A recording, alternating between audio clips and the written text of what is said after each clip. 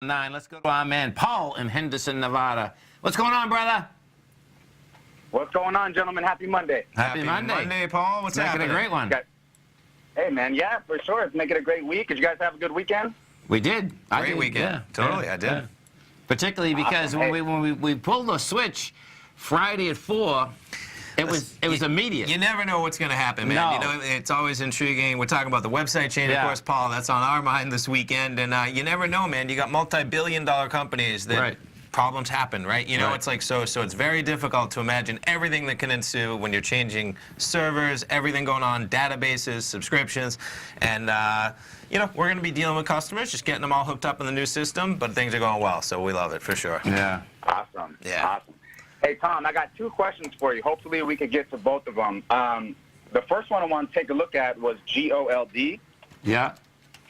Now, this really sparked my interest this morning as I was looking at, you know, the stocks that are gapping away. I'm not really looking at this for a day trade. I'm looking at this on the weekly chart, and we gapped up above the 9. So I'm looking to take this for a swing, and I was just wondering what's your opinion on it. I would like to see it pull back a little bit more first, but... So this is what's happening, Paul, is that Barrick Gold is taking this company over. So what happened? Okay, this is a buyout. Yeah. And so what's happening is that it's, you know, you don't want to be trading this right now because what is going to happen is this. This is what happens. Now, this is what's so cool about this. Is that the ratio is 6.128. If you take a look here, 6 point something shares. So what does happen is this: as Barrick moves higher or lower, the shares of Rheingold will move higher or lower. You know, where I would go is I'd go into some other gold equities that you think look good. Because Barrick has the same pattern. I'm looking at it. Also it just totally makes sense that it has the same pattern because they're going to combine. Yeah. And Okay. the number up there we have it, Paul, is that Randgold shareholders are going to receive 6.128 new Barrick shares for Right. each Randgold share. So they're going to trade in tandem starting instantly right now Right. for that ratio. So basically Randgold is just a Barrick share Right. at that percentage. You know, now that being said, if you heard us at the beginning, what is happening? So this was the biggest gold forum is in Colorado Springs right now. Now this gold forum too, folks, the public is not invited. It's basically all the gold companies. Institutional, right? Yeah. And so what happens is that it's possible not that you get other mergers, but other news that would be positive in the market. And if, you know, if the dollar basically still stays weak, I think we're going to get some action in this market. You know, like we're 1207 in the contract. 1218 to 1220 is the big number. I mean, it's been selling off every single time it gets up to that level. And the real question is, have we built enough cause to blow through that level? You know, and my take would be that we did if, in fact, you know, the dollar wants to go lower. But I really like how China was trading, and what it's saying to me, man, it's just so deviant to do, is that China's been going down forever. It's like, okay, all the tariffs are going on, but guess what? China's saying, hey, see you later, man. I'm not going to negotiate anymore. Well, we're going higher, Sure. and guess what? And if that's the case, they're going to have a much stronger position, and that's how it looks to me right now, you know. And if that's the case, we're going to have commodities moving. And what did happen is this. Copper moved first. Copper moved last week. When you look at this copper move, this was quite a move last week. When we went up 10 pennies in one day, you know, and that is a monster move in copper, you know. And it likes to move like that, but that in itself, you know, you can see that copper chart looks like China's chart. You know what I mean? Yeah. Went to hell in a handbag, and all of a sudden it came off those levels with real strength. So It's about 10% off those lows already. yeah, So. you know, and it has the volume, and there's not much between the 288 or 285 all the way up to this, like this, let's say 305, the lows of, you know, where it stopped breaking down from. And if we get that, that means that we're in a commodity run. And if I don't think we can be in a commodity run unless that dollar pulls back, you know. I would like to see this market take off because I had a real good time trading these gold stocks, you know, a couple years ago when we had that nice run, and they move good. That's why gold, when you start trading gold stocks, that's why you do trade them. And what happens is that you can wait a year, 2 years, but when they move, man, if you understand them, that's totally where it's at. Because you don't have, no, you do have other stocks that go like that, but you don't, like if we look at an Amazon, yeah, it's a 10-bagger. But what does happen with the gold equities, the silver equities, if you get the run, you can get a 5 to 7-bagger, you know, in 6 months, because that's how they move. And then you got to take your money. That's the bottom line. You take your money, you run, you know, you go buy yourself something, and you wait another year and a half. Sure. That's kind of how it goes, man.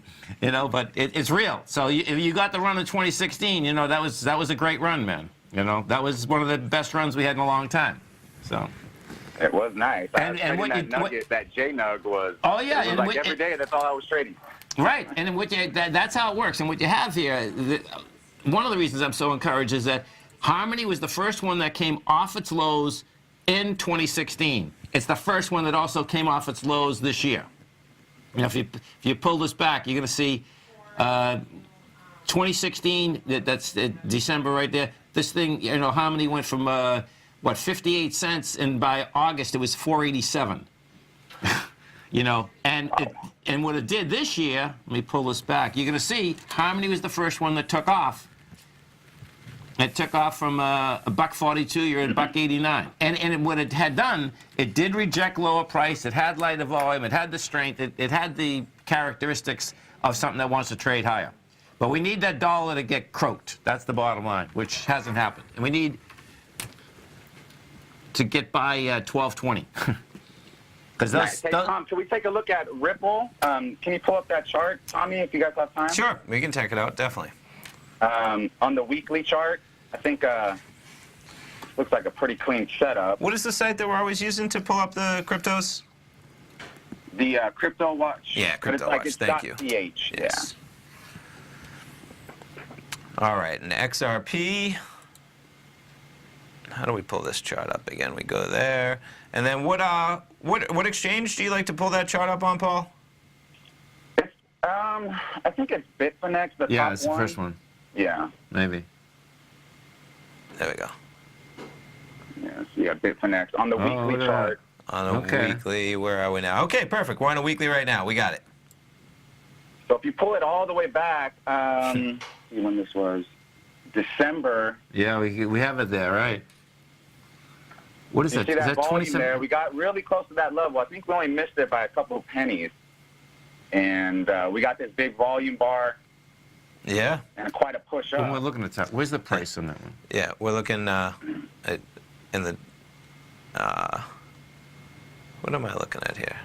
No, okay, we'll square this up. I'm looking at Ripple in Bitcoin is the problem. I'm gonna get that Ripple in dollars. That's why That's all right. Stay right there. We'll get it ready for after the break. 877-927-6648. Dow right now is down 117. Nasdaq's off 27. S&Ps are off. Welcome back, folks. Tom and Tommy O'Brien. We do appreciate you growling and prowling with us out here. Right now, we have the Dow down $1.40. Nasdaq's off 32. S&Ps are down 12. We're talking about our man Paul from Henderson, Nevada. We are talking XRP. Ripple. We got it up there now, Paul. We got the chart. We got it up. Yeah, so quite a run, right? Where do we go? So we got the prices in the top left here. I mean, we ran all the way. What is the high back there? 331, I think, in Ripple in January. Yep. And I know you were looking at that even in...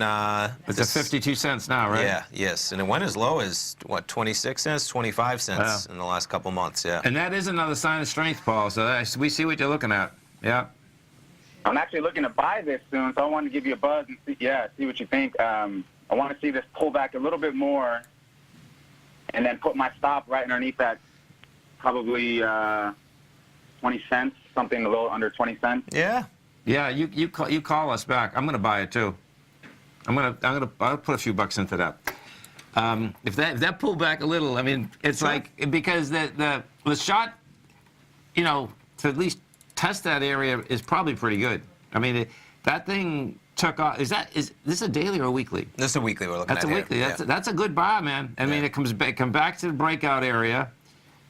You know, you have that pop there. It's like, okay. I'm just going to put it on a... You know, and it's where my head's going there, too, and I'm sure that maybe yours is, it's cheap enough. It's like, okay, man. You know what I mean? Yeah. It's not like if you get some risk money and throw it at it. You know what I mean? I wouldn't expect that... and there is your daily, just to give people an illustration of how quickly it just ran. So it just doubled. It doubled in a week. It just doubled. And it just lost from 4 days ago. It was at 76 to Good. 52. I hope right. no. Oh man, please let's get it back down to 25 cents because see that would be the you get the first expansion off the bottom, first line of strength. You pull back. You don't have volumes on it, but if you pull back and it's like, okay, let's take a look at it. Quite an expansion when you triple in price. It is. But it's No, it cryptos. is. I know. It is. It's Totally. cryptos. Exactly. Exactly. This weekly bar, if we could trust these volumes, which they seem to work pretty good when I trade using your method, Tom, with the price and volume on the cryptos. Okay. And so you 1.47 billion coins on this weekly bar right now. now is that out of Bitfinance? Is that where the volumes are coming? Yes. Okay. Okay, So, yeah. so I guess Because we're on Bitstamp right now. I was Okay. just trying to get a good Okay. chart, but I know that you definitely want to use the biggest exchange, But that's, right? To that's get, yeah. right, So, that's big time. I Yeah. mean, if you use if you're going to do this, folks, you got to use the same exchange every time. And So- you want to use the biggest one because Right. you don't want to choose some For sure. tiny one, For sure. that doesn't, Right. You choose the big Right. one, and then, Right. yeah. Yeah. The other thing I like about this is that, when Basil always talks about the whole number, Yes. that dollar mark has had, it's tried once when it first came down. Okay. It failed. It tried again, a couple of weeks later. It failed. So I'm looking at the dollar. If we could get this thing going, I'm looking at the dollar to take profit. But above there, this thing could really get moving because a lot of traders, they're looking at the $1 mark. If it could get above that, they're going to go in. That might give us a second boost up for the second half of the position. So we'll see how it shakes out. Yeah, and as we talk about, Mr. Basil Chapman with whole numbers, Tilray was the ultimate. It was a peaky in the Chapman goodness. wave and hit 300 on the to button. the penny. I know, Quite man. an even number. And then what's it at? 116 right now. Quite a number. Toasted. They get an article too in the paper today that their headquarters is like in a little tiny building, nondescript building, and They took in $10 million over a quarter. I mean, just to put things in context, right? I mean, that is know. not a lot of money to be. No. They were up to 20+ billion. I don't know No. what they're at right now. Let's see what they're at right now. Tilray, sorry, what's the main description? DS. Yeah. They are a $10.8 billion company right Still, now. Not bad. my I know. God. Yeah. Unreal. Yeah. Okay, it's time to make some money in the gold market, maybe in the crypto market, Paul. Yes, sir. Thanks for the Hopefully update, Paul. Have a good one, guys. You Bye-bye. as well, man.